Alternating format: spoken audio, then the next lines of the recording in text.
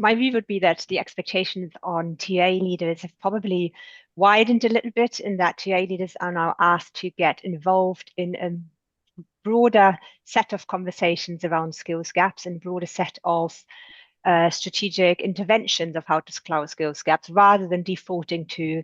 external or internal hiring. I think TA leaders are having to have a view around, first of all, what are our emerging skills gap in our organization, which you would hope that most TA leaders have.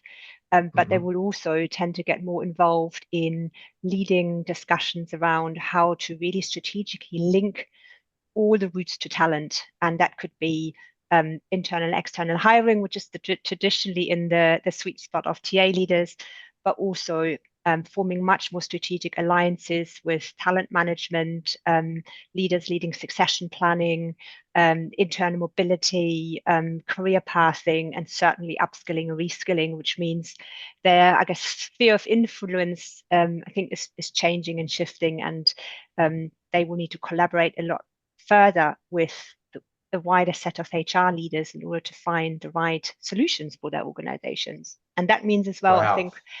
for employer brand leaders, they have an opportunity to really get involved in repositioning their organization as a skills-powered business, which means lots more opportunities for employees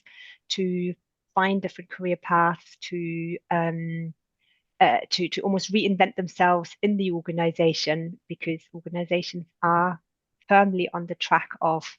looking at the internal workforce as a key source for closing skills gaps. So it looks like an exciting time for TA leaders. I read something the other day. Someone had posted that, are you thinking of, they were running a survey, are you thinking of leaving the industry because of, the chaos that's happened over the last 5 years, AI, COVID, up and down, like all that sort of stuff. But in what you were just saying there, I thought there's huge opportunities for people that are working in TAs to work in a more strategic role, develop more skills. So it's more exciting for the people, joining in the industry at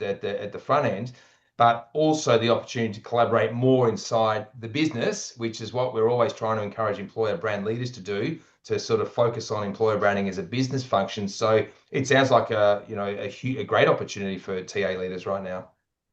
Yeah, what I would say is that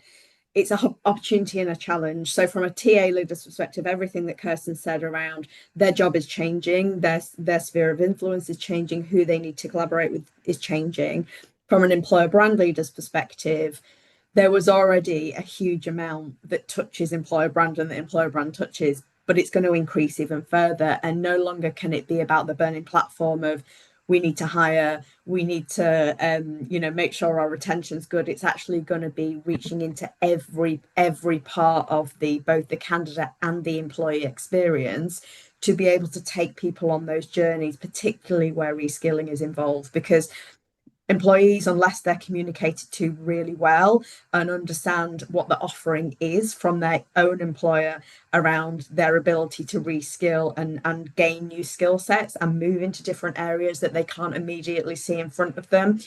they're not going to be able to, the career paths that will be available to people moving forward are not going to be linear. So employer brand leaders have to do a really great job of working with their internal communications colleagues and with their talent development colleagues in order to present potential paths to employees in a way that they can see themselves still within that organization, building their skills, and that they can give themselves a future where some skill sets won't be needed in the future, but new ones will be.